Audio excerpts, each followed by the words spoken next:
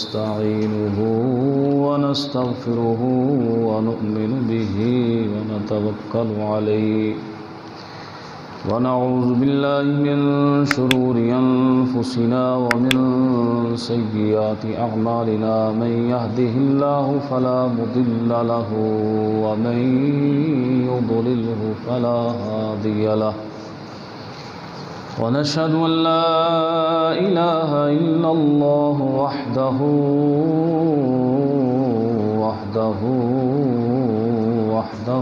لا شريك له ونشهد أن سيدنا وسندنا وحبيبنا وطبيبنا وطبيب قلوبنا ونورنا ونور أعيننا ونور صدورنا ونور قبورنا ونور أرواحنا ونور أجسادنا سيدنا ومولانا محمد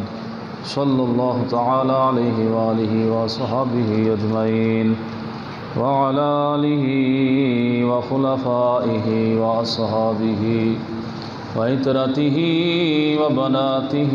وأوليائه وعلماء أهل سنته أجمعين.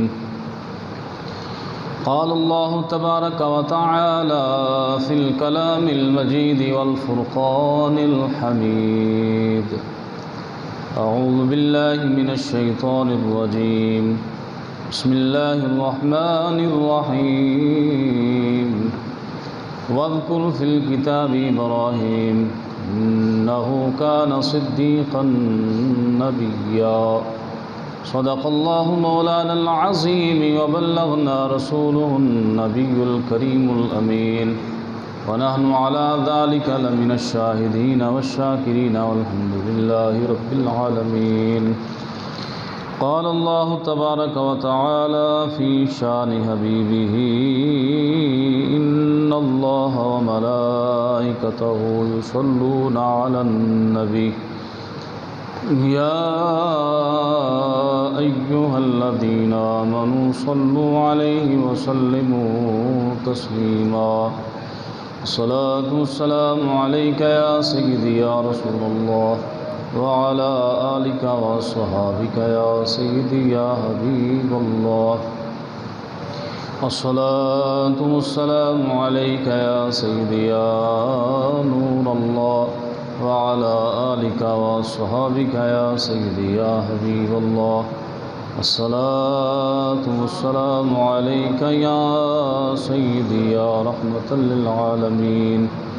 وعلى آلك وصحابك يا سيدي يا شفيع المذنبين. يا صاحب الجمال ويا سيد البشر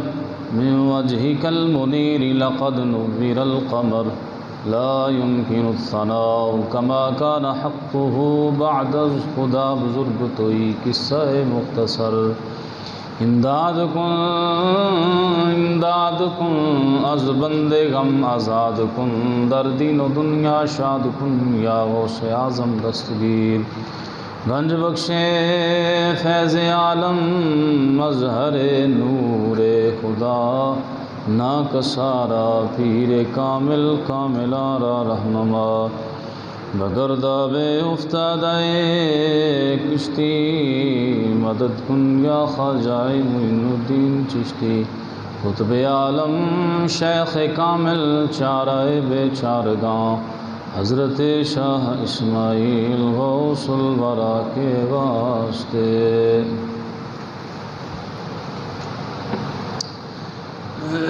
حمد و صلات کے بعد اللہ رب العزت جل شانہ و منوالہ و عظم شانہ آتم برہانہ کا لامحدود شکر ہے جس کے خصوصی فضل و احسان سے ہم اس کی پاک بارگاہ عالیہ میں حاضر ہیں. دعا ہے کہ اللہ تبارک و تعالیٰ اسی طرح اسلام والی سلامتی ایمان والی موت عطا فرمائے. ماہ ذی الحجہ شریف کا آغاز ہو چکا ہے،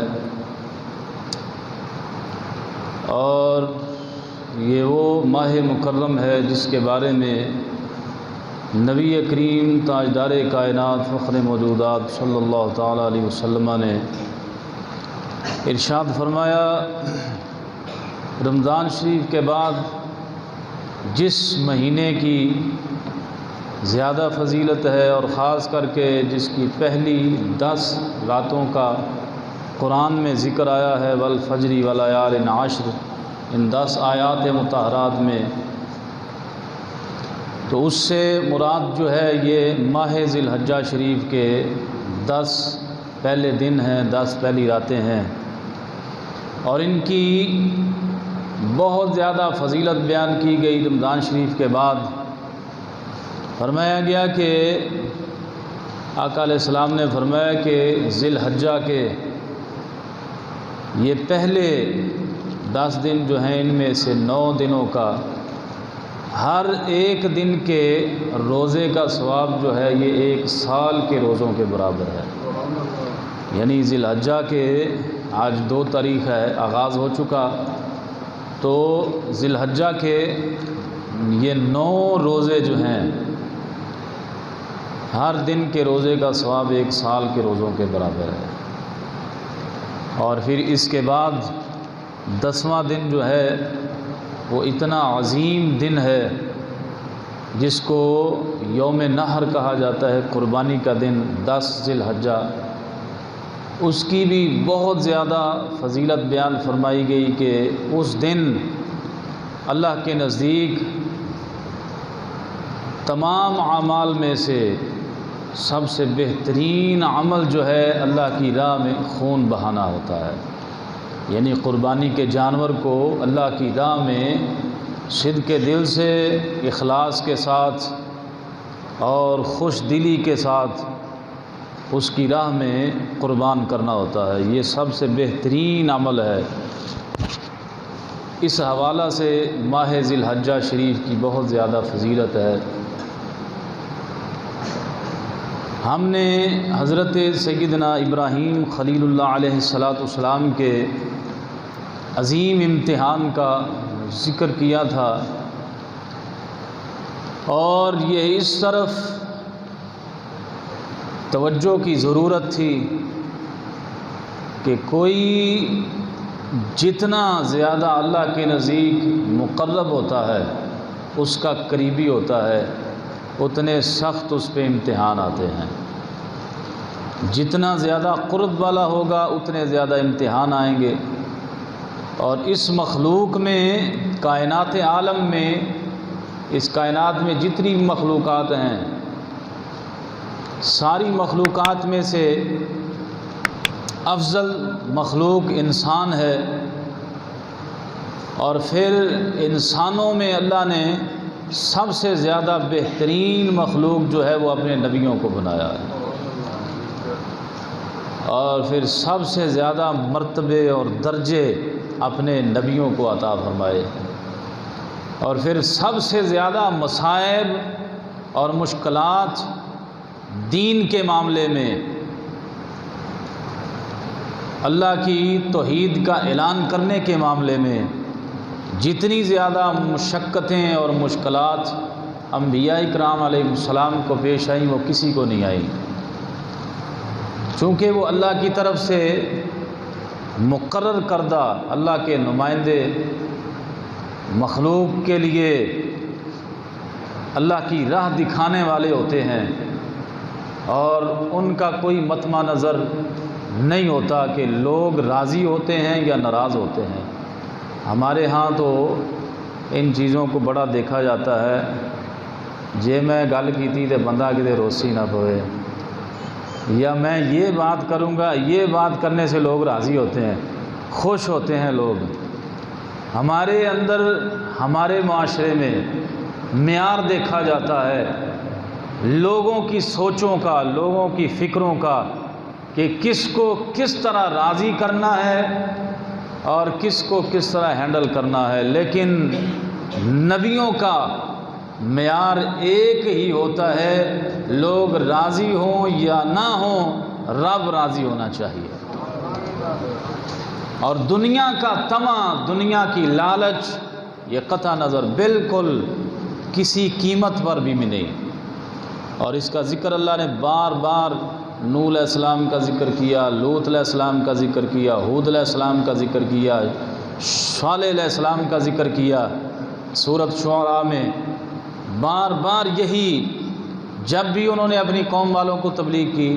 تو یہ 7 لفظ ضرور بولا، ان اجریہ الا علی اللہ، کہ ہم تم سے کوئی اجر نہیں مانگتے، معاوضہ نہیں مانگتے، مزدوری پیسے نہیں مانگتے، ہمارا اجر تو اللہ کی بارگاہ میں ہے، ہم اللہ سے اجر کے طالب ہیں، تم سے کوئی مطالبہ نہیں کرتے۔ تو یہ انبیاء اکرام علیہ السلام کا، تو جہاں پہ زیادہ قرب وہاں پہ زیادہ مشقتیں، اور انبیاء اکرام علیہ السلام میں سے محبوب کریم علیہ السلام فرماتے ہیں جتنی مشقتیں اور جتنی مصیبتیں مجھ پہ آئی ہیں کسی نبی پہ نہیں آئی۔ تو جب سب سے زیادہ مشقتیں اور مصیبتیں ہیں تو پھر اللہ کا محبوب ہونے کا بھی، اور انبیاء کا قائد ہونے کا بھی، اور نبیوں کا سردار ہونے کا بھی اعزاز اللہ نے محبوب علیہ السلام کو ہی عطا فرمانا تھا۔ تو بہرحال بات امتحانات کی چل رہی تھی، تو ابراہیم علیہ السلام کا یہ پہلا امتحان تھا، اللہ کے خلیل کا یہ پہلا امتحان تھا۔ نار نمرود نے آگ میں ڈالا، اور پھر ایسی ثابت قدمی اختیار کی کہ اللہ نے ایسا ثابت قدم بنایا حضرت ابراہیم علیہ السلام کو کہ وہ آگ جس کو میلوں دور لوگ دیکھ کے گھبرا رہے تھے، لیکن اللہ پر توکل، تیقن، یقین کامل کتنا تھا کہ اس کی بارگاہ میں التجا بھی نہیں کی، یا اللہ مینوں بچا رہا ہے، یا اللہ مجھے بچا لو۔ اتنا ایمان اور اتنا یقین تھا، پختہ توکل تھا کہ میں جس کے لیے کام کرتا ہوں وہ جانتا ہے، اور میں اسی کی خاطر جو ہے آج مصیبت میں مشقت میں ہوں، تو وہ بچاتا ہے تو اس کی مرضی، نہیں بچاتا تو اس کی مرضی، وہ ہر چیز پہ قادر ہے، وہ قدرت رکھنے والی ذات ہے۔ امتحانات میں کامیابی کا یہ پہلا مرحلہ، اور اس کے بعد ایک لمبی بحث ہے، ٹائم مختصر ہے، بس چیدہ باتیں۔ آپ علیہ السلام نے جب امتحان میں کامیابی اختیار کر لی اور اللہ نے آپ کو سرفراز فرما دیا، تو پھر لوگ جوگ در جوگ مسلمان ہونا شروع ہو گئے آپ کا یہ معجزہ دیکھ کر۔ اب اس کو فکر لگ گئی نمرود کو کہ یار یہ تو میری سلطنت کے لیے وبال جان بنے گا، لہٰذا اس نے ریکویسٹ کی آپ مہربانی کریں، آپ یہاں سے چلے جائیں اور جتنے مسلمان ہوئے ان کو ساتھ لے جائیں، میری حکومت سلطنت باقی رہے۔ تو آپ علیہ السلام نے ہجرت فرما لی، یہ سیدون کی طرف، ملک شام کی طرف، اور آپ ملک شام کی طرف آپ نے ایک جگہ پہ سکونت اختیار فرمائی، اور یہ رم اللہ کا علاقہ ایلیا، یہ بیت المقدس کو کہتے ہیں، یہ پرانا نام ہے مسجد اقصیٰ کا، تو اس کے قریب ایک علاقہ تھا، وہاں آپ نے جو ہے وہ سکونت اختیار فرمائی، اور پھر ہمیشہ کے لیے وہاں کے ہو کے رہے، اور وہیں بھی آپ کا وصال ہوا۔ تو آج بھی مسجد اقصیٰ میں آپ کا مزار پرانوار ہے، آپ کی اہلیہ محترمہ حضرت بی بی سارہ سلام اللہ علیہا، ان کا بھی مزار وہاں پہ ہی ہے۔ بہرحال یہ آپ کا سفر جو مصر سے شام کی طرف، اور یہ اللہ رب العزت جل شانہ کی شان ہے کہ جب آپ علیہ السلام کو اللہ تبارک و تعالیٰ نے کامیابی دی، تو اس کامیابی کے بعد بڑی مال کی فراوانی دی، بڑا مال و دولت، بڑے جانور، بڑے ریوڑ عطا فرمائے۔ ایک دن آپ کے ذہن میں خیال آیا اتنی جائیداد، اتنا مال ہے، بیٹا ہی کوئی نہیں، کوئی وارث ہی کوئی نہیں۔ ایک بندے کے پاس کروڑوں لاکھوں اربوں کی جائیداد ہو لیکن اس کے پاس بیٹا نہ ہو، اولاد نہ ہو، تو وہ کس کام کی جائیداد؟ آپ کے ذہن میں یہ خیال آیا، چونکہ حضرت سارہ سلام اللہ علیہا آپ کی پہلی بیوی، اور آپ کا نکاح جب آپ نار نمرود سے نکلے تو اس وقت ہوا تھا، تو آپ ان کو ساتھ لے کے چلے۔ آپ لا ولد تھیں، آپ کی اس وقت اولاد نہیں تھی، کافی عمر بھی ہو گئی، اور یہ آپ کی خادمہ تھی، لونڈی تھی حضرت بی بی ہاجرہ سلام اللہ علیہا۔ تو جب آپ کی خواہش ظاہر ہوئی اولاد کی تو حضرت بی بی سارہ نے یہ کہہ کر حضرت جناب ہاجرہ کا نکاح کر دیا کہ چلو مجھ سے اولاد نہیں تو یہ میری خادمہ کے ساتھ نکاح کر لیں، شاید ان سے اللہ اولاد دے دے۔ تو جب اللہ تبارک و تعالی جل جلالہ نے حضرت اسماعیل علیہ السلام کی صورت میں ایک چاند سا بیٹا حضرت بی بی ہاجرہ کے بطن سے عطا کیا، اور پھر عمر بھی آخری حصہ ہو، یہ 60-70 سال کی عمر ہو اور پھر بیٹا ہو جائے، تو کتنے خوشی اور کتنے چاہ اور کتنے ارمان۔ ہمہ وقت حضرت ابراہیم علیہ السلام اسماعیل کو کندھوں پہ اٹھاتے، پیار کرتے، محبت کرتے، آغوش نبوت میں پرورش ہو رہی ہے، اور ادھر حضرت سارہ فطرت انسانی ہے، حسد نہیں رشک کیا کہ میں تو چاہتی تھی کہ مجھ سے اولاد ہوتی، اور یہ نور محمدی کا سلسلہ جو ہے یہ یہاں سے چلتا، لیکن یہ نور اسماعیل علیہ السلام یہ بی بی ہاجرہ کی طرف چلا گیا، رشک آیا، اور رشک کتنا آیا کہ قسم کھا لی کہ آج میں ہاجرہ کا کوئی عضو کاٹ دوں گی، جسم کا کوئی حصہ کاٹ دوں گی، آنے دو اس کو، اتنا غصہ کیا، قسم کھا لی۔ تو حضرت ہاجرہ سلام اللہ علیہ کو پتہ چلا، تو آپ وادی میں گھومتی رہی، گھر نہیں آئی، تو حضرت ابراہیم علیہ السلام کو پتہ چلا، تو آپ علیہ السلام نے فرمایا سارہ تو نے قسم کھا لی ہے، تو نے کوئی عضو کاٹنا ہی ہے ہاجرہ کا؟ کہا جی میں نے قسم کھائی ہے۔ تو فرمایا قسم کو پورا کرنے کے لیے ہاجرہ کے کانوں میں سوراخ کر دے، چھید کر دے، تیری قسم پوری ہو جائے گی۔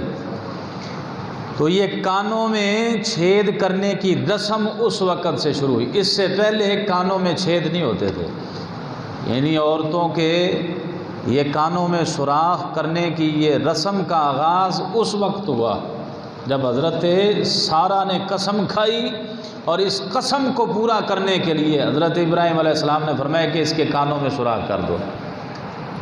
تو یہ معاملہ پہلا رشک والا، اللہ نے بڑا مال عطا کیا، بڑی فراوانی عطا کی، اور بندے کے پاس مال آ جائے، پہلے ماڑا بندہ ہو تو پھر اس کے پاس کافی مال آ جائے تو عمومی طور پہ بندہ اوقات بھول جاتا ہے، اپنی اوقات بھول جاتا ہے۔ ایک بندہ ہوتا ہے جدی پشتی امیر، جس کے دادا پردادا جائیداد لینڈ لارڈ تھے، تو اس بندے کا دماغ خراب نہیں ہوتا، یہ پڑھی لکھی بات، اور معاشرے میں آپ اس بات کو جان سکتے ہیں۔ ایک بندہ جدی پشتی ٹھیک ٹھاک ہو، کھاتا پیتا، اس کا دماغ خراب نہیں ہوتا، وہ معمول پہ رہتا ہے۔ لیکن ایک بندہ بالکل غریب تھا، اچانک اس کی لاٹری لگ گئی، اس کا دماغ خراب ہو جاتا ہے، وہ کسی کو کچھ سمجھتا ہی نہیں، حالانکہ وہ کچھ بھی نہیں تھا، اللہ نے اس کو مال دے دیا تو پھر اس کا دماغ خراب ہو گیا، وہ کسی کو کچھ سمجھتا ہی نہیں۔ ماڑا بندہ اچانک امیر ہو جائے تو یہ عمومی طور پہ ہوتا ہے۔ اب بلا تمثیل یہ ابراہیم علیہ السلام پر نہیں مثال جاتی، ابراہیم علیہ السلام پہلے بالکل مالی طور پہ نادار تھے، اور امتحان کے بعد اللہ نے بڑا مال دیا، ریوڑ دیے، جب کافی سارا مال آ گیا تو اب جبریل علیہ السلام نے عرض کی یا اللہ تیرے بندے کے پاس بڑا مال آ گیا ہے، امتحان نہ لے لوں؟ تیرا فرمان ہے انما اموالکم و اولادکم فتنہ، مال اور اولاد جو ہے یہ تو آزمائش ہے، فتنہ ہے۔ مال کی وجہ سے بندہ غافل ہو جاتا ہے، اولاد کی وجہ سے بندہ اللہ رسول سے غفلت کا شکار ہو جاتا ہے، امتحان نہ لے لوں؟ تو فرمایا کہ 100 بار امتحان لے، یہ میرا ہے تو میرا ہی ہے۔ اب امتحان کی غرض سے جب آپ ریوڑ چرا رہے تھے، بڑا مال تھا، جنگل میں تھے، تو حضرت جبریل علیہ السلام آئے اور وادی کے کنارے پہ کھڑے ہو گئے، اور مختلف روایات ہیں کہ آپ نے، بعض روایت میں آیا کہ لا الہ الا اللہ پڑھا، ایک روایت میں آیا ہے کہ جبریل علیہ السلام نے بڑی خوبصورت آواز میں وادی کے کنارے پہ کھڑے ہو کے پڑھا سبحان ذی الملک والملکوت۔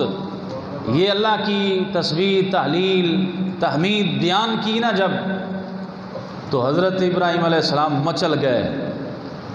دل میں شوق پیدا ہوا، میرے محبوب کا نام کس نے لیا ہے؟ دیکھا تو جبریل علیہ السلام بصورت انسان کھڑے ہوئے ہیں، کہا یار ایک مرتبہ پھر میرے محبوب کا اسی طرح نام لے،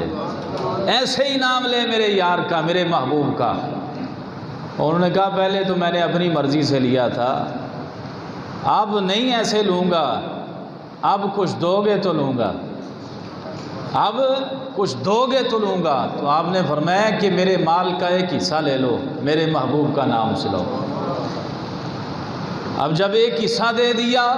تو جبریل علیہ السلام نے پھر پڑھا سبحان ذی الملک والملکوت، یہ آخر تک۔ تو یہ شوق کم نہیں ہوا، بڑھ گیا، کہا یار ایک مرتبہ اور لے، اب کیا دو گے؟ آدھا لے لو، آدھا لے لو مال، آدھا لے لیا، پھر میرے محبوب کا نام لو، اب کیا دو گے؟ تو فرمایا یہ جو آدھا بچ گیا یہ بھی لے لو۔ اب سارا مال سپرد کر دیا جبریل علیہ السلام کے، اور اب شوق انتہا کی بلندیوں کو پہنچا ہوا تھا اور مچل رہے تھے اس کیف میں۔ کہا یار ایک مرتبہ اور لینا، تو کہا کہ اب تو دینے کے لیے کچھ بھی نہیں ہے آپ کے پاس۔ کہا میری آزادی کو غلامی میں نہیں بدل دیتا، ساری زندگی تیرے یہ جانور چراؤں گا، میرے محبوب کا نام سنا، تیرا خادم بن کے زندگی گزاروں گا، اللہ کا نام لے، میرے محبوب کا نام لے۔ اور یہاں تک معاملہ چلا تو جبریل علیہ السلام نے اصلی صورت میں آگے کہا حضور میں تو امتحان کے لیے آیا تھا، مجھے مال کی ضرورت نہیں، واقعتاً جو میں نے سنا تھا آپ مال سے پہلے بھی اللہ کے مخلص بندے تھے، اور مال مل گیا تو ذرہ بر بھی فرق نہیں آیا، آپ ویسے کے ویسے ہیں، مال اپنے تصرف میں رکھیں۔ لیکن آپ علیہ السلام نے فرمایا جبرائیل جو میں یار کے نام پہ دے چکا ہوں میں واپس نہیں لوں گا، یہ اب میرا نہیں ہے، اب اس کو آزاد کر دو۔ تو روایات میں آتا ہے یہ جو جنگلوں میں جنگلی یہ ہرن، بارہ سنگے، جنگلی نیل گائے وغیرہ اور یہ بھینسیں جنگل میں جو ہوتی ہیں، یہ سارے کے سارے ابراہیم علیہ السلام کے چھوڑے ہوئے ریوڑ ہیں جو آج تک چلے آ رہے ہیں، تو اللہ کے نام پہ چھوڑے ہیں۔ اب یہاں سے ایک مسئلہ بھی ثابت ہوتا ہے، جو چیز اللہ کے نام پہ چھوڑ دی جائے، اللہ کے نام پہ دی جائے، اللہ اس میں دوام دیتا ہے، اس میں استقرار آتا ہے، اور ہمیشہ کے لیے اس کو باقی رکھ دیتا ہے جو اللہ کے نام پہ چیز دی جائے۔ اب اسی ضمن میں ایک حدیث پاک سماعت کریں تو کریم آقا علیہ الصلوۃ والسلام نے ایک بکری کا بچہ جو ہے وہ ذبح کیا، حضرت ام عائشہ صدیقہ عفیفہ رضی اللہ تعالیٰ عنہ، آقا علیہ السلام تشریف لے گئے باہر، تو سارا آپ نے تقسیم کر دیا، بکری کا بچے کا گوشت سارا ایک دستی، آقا علیہ السلام کو دستی کا گوشت پسند تھا، دستی کا گوشت پسند تھا تو ایک دستی رکھی، باقی سارا ہی خیرات کر دیا، صدقہ کر دیا اللہ کے نام پہ۔ اور جب آقا علیہ السلام آئے تو فرمایا کہ عائشہ کچھ بچا بھی ہے، یہ بڑی قابل غور بات ہے۔ 8 دن رہ گئے عید کو، 8 دن رہ گئے، اور یہ دل کے کانوں سے سننے والی حدیث ہے۔ آقا علیہ السلام نے فرمایا عائشہ کچھ بچا بھی ہے؟ حضور ایک دستی بچی ہے، باقی سارا ہی میں نے خیرات کر دیا ہے۔ تو آقا علیہ السلام نے فرمایا کہ نہیں عائشہ، ایسے کہو کہ یہ ایک دستی نہیں بچی، باقی سارا ہی بچ گیا ہے۔ اب اس حدیث کو پلے باندھنا ہے، سارے پیس کرا کے، دستی کے علیحدہ، لیگ پیس علیحدہ، اور جناب علی یہ ٹکڑے بڑے بڑے پیس کروا کے فریج میں سجانے سے کچھ نہیں بچتا، اللہ کی راہ میں دینے سے بچتا ہے۔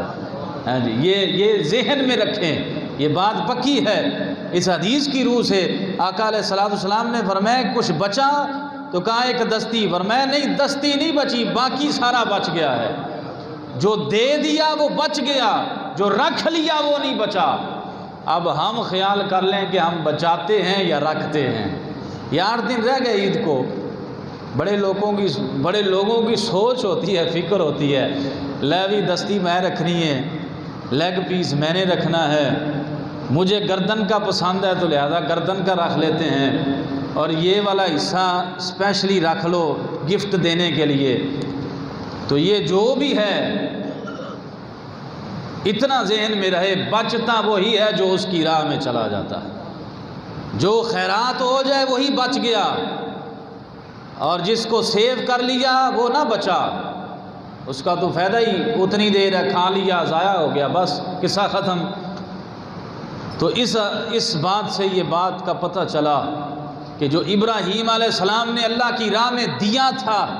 وہ آج تک بچا ہوا ہے۔ آج تک افریقہ کے جنگل بھرے ہوئے ہیں ان ریوڑوں سے جو ابراہیم علیہ السلام نے اللہ کی راہ پہ خیرات کیے تھے، چھوڑ دیا تھا اور اللہ کی راہ میں چھوڑ دیے تھے۔ تو یہ ذہن ہمیں بنانا ہے،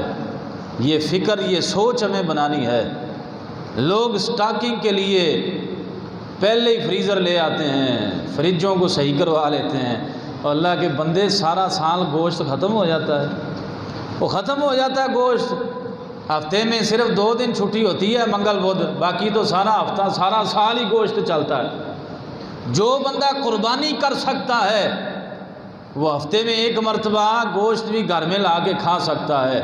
لیکن ان لوگوں کو دیکھیں جو سارا سال چھوٹا کیا بڑا لینے کے بھی وہ متحمل نہیں، سبزی بڑی مشکل سے پکاتے ہیں، ایک آس ہوتی ہے کہ عید آئے گی گوشت کھائیں گے، وہ بھی اگر دال کھا رہے ہوں تو پھر سمجھ تیری قربانی نہیں ہے، تو نے بس گوشت کے لیے بکرا ذبح کیا ہے، کھانے پکانے کے لیے ذبح کیا ہے، اللہ کی راہ کے لیے کیا ہوتا تو آج غریب بندہ سبزی نہ پکاتا، وہ بھی تیرا گوشت ہی پکا رہا ہوتا۔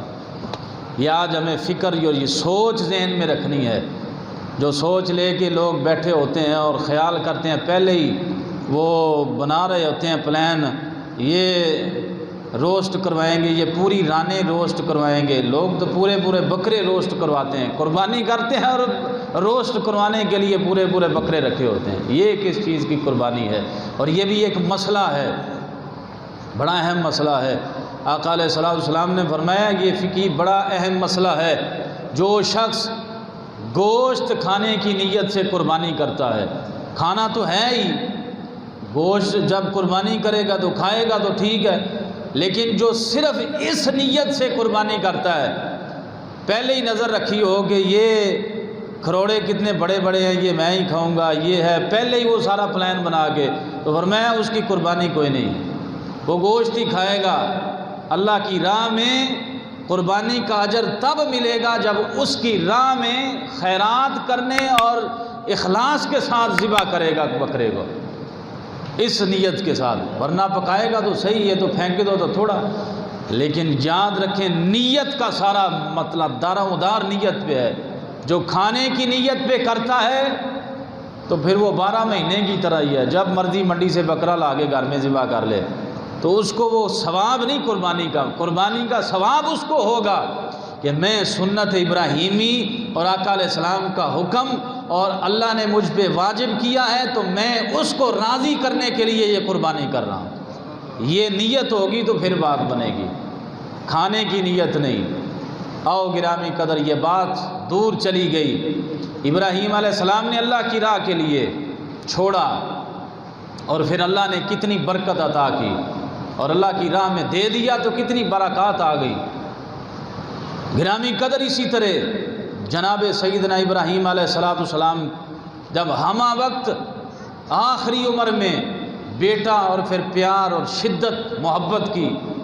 تو حضرت سارہ کو یہ جو ہے وہ رشک آیا، اور آپ کی دعائیں اور التجائیں رنگ لے آئیں، تو اللہ کی طرف سے اذن ہوا کہ ابراہیم سارہ کی خواہش کے مطابق عمل کرو، جیسے سارہ کہتی ہے۔ تو آپ علیہ السلام نے پوچھا، سارہ کیا تیری خواہش ہے، کیا تو چاہتی ہے؟ اللہ نے مجھے اذن دیا ہے۔ تو سارہ نے کہا میری یہ خواہش ہے ان دونوں ماں بیٹے کو ایسی جگہ پہ چھوڑ کے آ جاؤ جہاں پہ نہ درخت ہو، نہ سایہ ہو، بنجر زمین ہو، نہ کوئی وہاں پہ پانی ہو، نہ ہی آبادی ہو، جنگل بیابان میں ان ماں بیٹے کو چھوڑ کے آ جاؤ، یہ میری خواہش ہے۔ تو چونکہ حکم ربی تھا، ابراہیم علیہ السلام کو جیسے سارہ کہتی ہے ویسے کرو، اور پھر آتے کہا کہ ان سے کلام بھی نہیں کرنا، ان کو نصیحت بھی نہیں کرنی۔ کہا ٹھیک ہے جی۔ تو اللہ کی طرف سے ایک سواری آئی تو آپ نے بٹھایا حضرت ہاجرہ کو، حضرت اسماعیل علیہ السلام اب شیر خوار بچے ہیں، دودھ پیتے چھوٹے سے، تو ان کو تیز رفتار سواری پہ برق رفتار یہ اللہ کی طرف سے سواری آئی۔ تو آپ ملک شام سے چلے اور چند ہی لمحات میں وادی ام القریٰ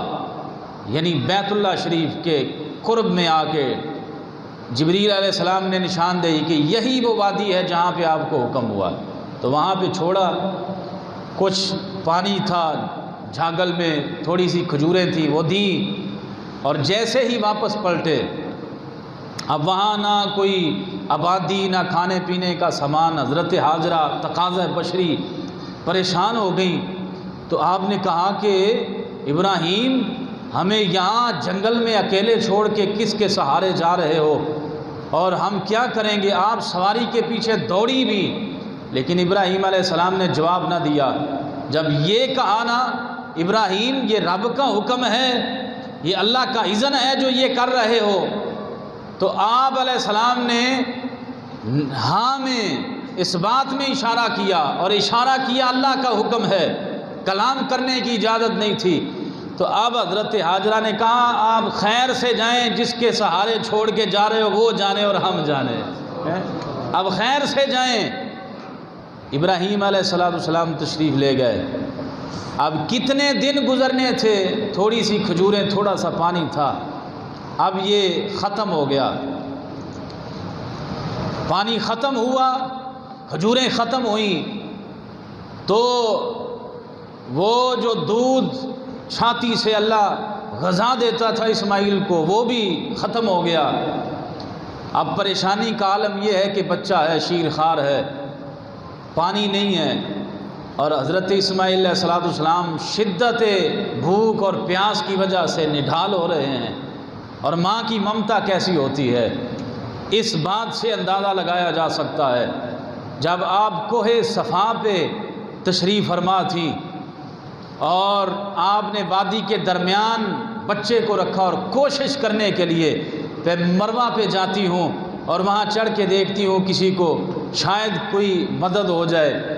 اور جب آپ رضی اللہ تعالی عنہ وادی صفا،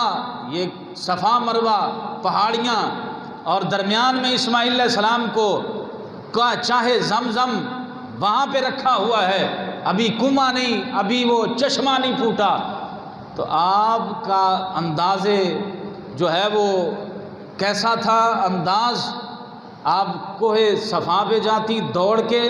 اور جیسے ہی اوپر چڑھتی خیال آتا بچہ پڑا ہے، کہیں کوئی درندہ کوئی جانور گزند نہ پہنچا دے، آپ دوڑ کے واپس آتی، بچے کی خبر گیری کرتی، پھر صفا پہ جاتی، پھر واپس آتی، دوڑ کے بچے کو دیکھتی۔ تو ایسے ہی جب 7 چکر ہو گئے اور 7واں چکر، ایک روایت میں آتا ہے جبریل علیہ السلام نے پر مارا تو چشمہ نکل آیا، ایک روایت میں آیا کہ آپ نے پاؤں مبارک مارا تو چشمہ نکل آیا، اور ایک معروف روایت ہے کہ اسماعیل علیہ السلام تڑپتے تڑپتے اپنی ایڑی مبارک ماری تو وہاں سے چاہے زمزم جو ہے وہ چشمہ جاری ہو گیا، پانی کا چشمہ جاری ہو گیا۔ تو حضرت بی بی ہاجرہ سلام اللہ علیہا آپ نے اس منظر کو دیکھا اور بڑی خوش ہوئیں، اور آپ رضی اللہ تعالیٰ عنہ نے خود پانی پیا، بچے کو پلایا، سیراب ہو گئیں۔ اور یہ وہ پانی ہے پوری دنیا میں، میرے محبوب علیہ السلام ارشاد فرماتے ہیں، یہ حدیث پاک ہے، فرمایا پانی پینے سے پیاس ہی ختم ہوتی ہے۔ یہ بڑی قابل غور بات ہے، حدیث پاک ہے، فرمایا پانی پینے سے پیاس ختم ہوتی ہے، لیکن آب زمزم یہ وہ پانی ہے کہ اس کو پینے سے پیاس بھی جاتی ہے اور بھوک بھی ختم ہو جاتی ہے۔ یہ کائنات میں ایک واحد پانی ہے زمزم کا۔ تو آقا علیہ السلام نے فرمایا کہ یہ وہ پانی ہے جو بندہ جس نیت سے پیتا ہے اللہ اس کو اس نیت کے مطابق اس کا اجر عطا فرماتا ہے۔ اس لیے کئی لوگ بیمار جاتے ہیں حرمین کی زیارات کے لیے، تو اگر کوئی بیمار ہو تو جس بیماری کی نیت سے، یہ پریکٹیکلی بات ہے کہ جس بیماری کی نیت سے آب زمزم کو پیا جائے اللہ کے اذن سے وہ بیماری جاتی رہتی ہے۔ اور کچھ بندہ کھائے پیے نا، بس آب زمزم ہی پی لے تو اس سے اس کی پیاس بھی اور بھوک بھی ختم ہو جاتی ہے۔ گرامی قدر، یہ برکت ہے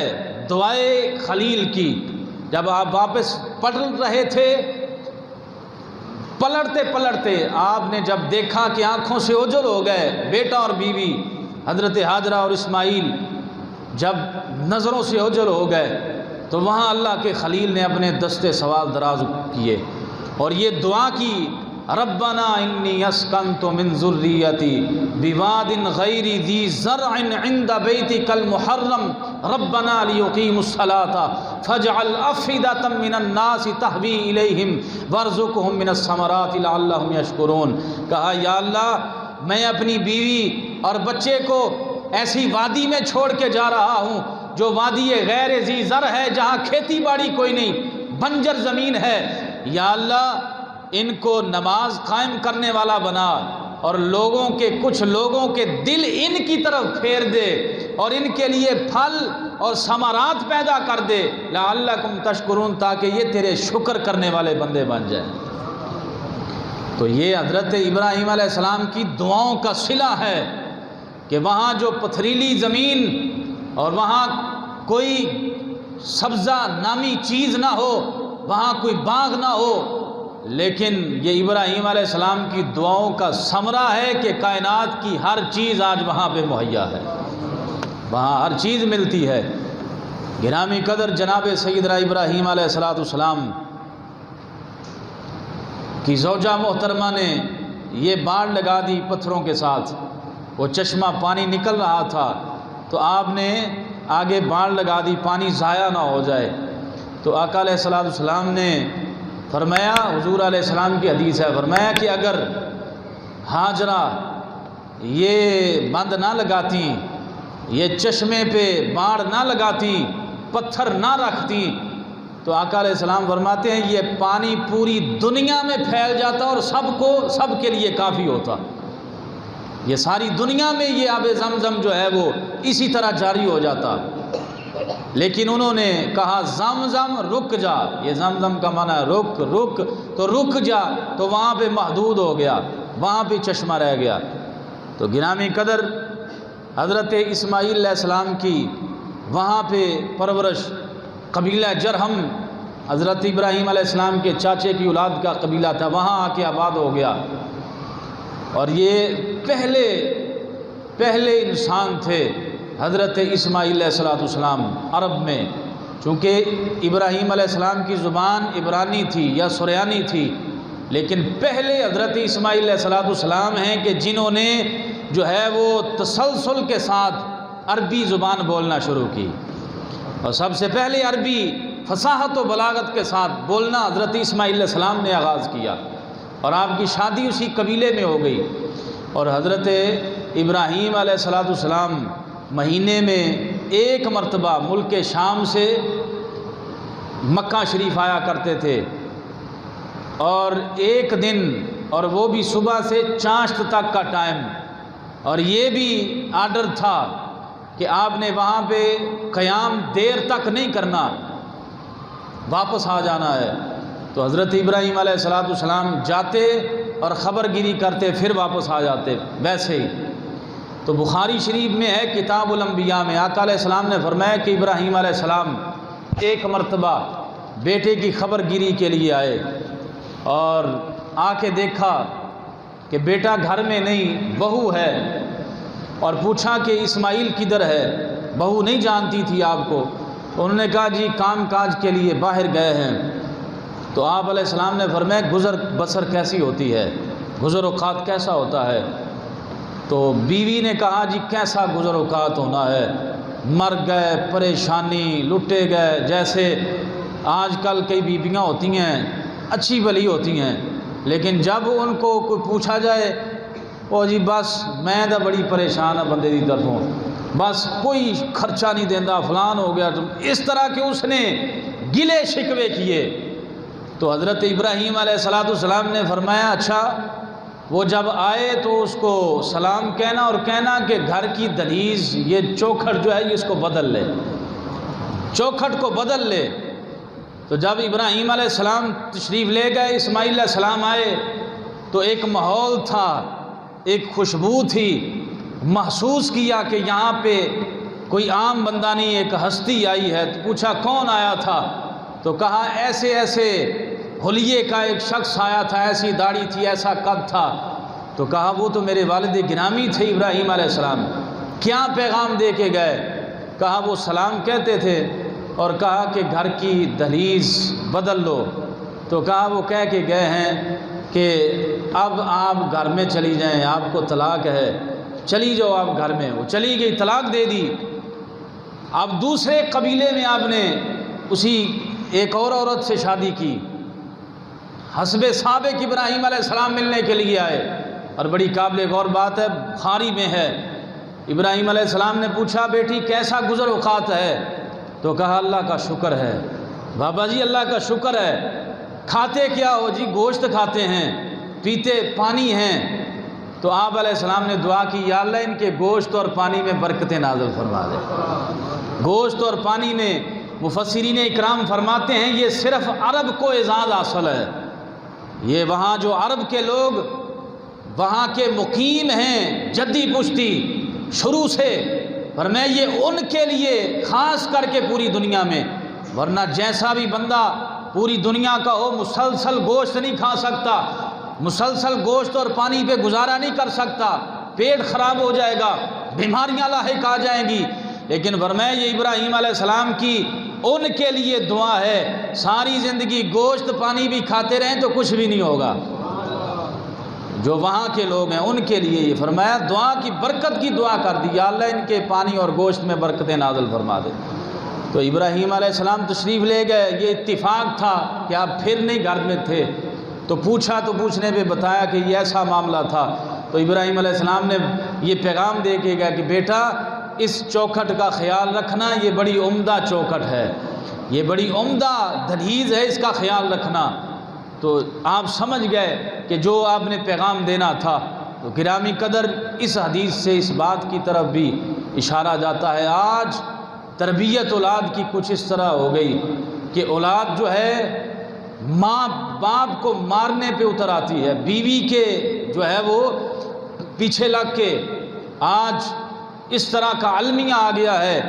کہ بیٹے ماں کو تشدد کر رہے ہیں اور بیٹا باپ کو جو ہے وہ گالی دے رہا ہے، اور یہی تربیت کا اثر ہے کہ اگلی نسلیں بھی برباد ہوتی جا رہی ہیں۔ گرامی قدر اس میں بڑا خیال کرنا چاہیے، اور ماں کا بیوی کا بڑا کردار ہے اس حوالے سے کہ اپنے گھر والے کی بدخوئی نہ کرے، جب بھی کرے اس کی تعریف ہی کرے، اور جس حال میں بھی رہے اللہ کا شکر ادا کرے، اور اللہ کا شکر ادا کرنے سے نعمت زیادہ ہوتی ہے، نعمت میں کمی واقع نہیں ہوتی، اور یہ اللہ کا حکم ہے، اللہ کا حکم ہے۔ تو گرامی قدر جناب سیدنا ابراہیم خلیل اللہ علیہ السلام اور جناب سیدنا اسماعیل علیہ السلام کا یہ طرز عمل دیکھا جائے، شروع سے کس طرح آپ نے قربانیاں دی، اور پھر بیٹے اور بیوی کی کس طرح آپ نے قربانی وادی غیر ذی زرع میں اللہ کے حکم سے، اللہ کے اذن سے چھوڑ کے آ گئے۔ اور یہ اس بات کی طرف اشارہ ہے، اس بات کی طرف اشارہ ہے، دنیا ادھر کی ادھر ہو جائے، اللہ کا حکم جو ہے اس کے سامنے بندے کو سر تسلیم خم کرنا چاہیے۔ اللہ کا اذن جو ہے، اللہ کا حکم جو ہے، اگر بندہ یہ کہے کہ نہیں کوئی نہیں کر لیں گے، اچھا ویکھی جائے گی، پس و پیش کرے دین کے معاملے میں، دین کے معاملے میں پس و پیش کرے اور کہے نہیں اچھا کوئی گال نہیں خیر صلی ہے، تو پھر یہ اللہ کا اذن نہیں، یہ اللہ کا حکم نہیں اس نے مانا۔ اللہ کا حکم یہ ہے کہ پریشانی آ جائے، فراوانی آ جائے، خوشی آ جائے یا دکھ آ جائے، اللہ کے حکم کے سامنے بندے کا سر تسلیم خام ہی رہنا چاہیے اور اس کا حکم ماننا چاہیے ہر حال میں۔ یہی بندے کی کامیابی کا راز ہے، اور یہی ہمیں اس قصہ ابراہیم علیہ السلام سے بات کو جو ہے وہ یہ ثابت ہوتی ہے، ہمارے لیے مشعل راہ ہے کہ ہم اللہ کا حکم مانیں گے تو پھر اس دنیا میں بھی کامیابی ہے اور آخرت میں بھی کامیابی ہے۔ اللہ تبارک و تعالی جل جلالہ اپنے محبوب علیہ السلام کے صدقہ سے اپنے احکام کی فرما برداری کرنے کی توفیق عطا فرمائے۔ وما توفیقی الا باللہ۔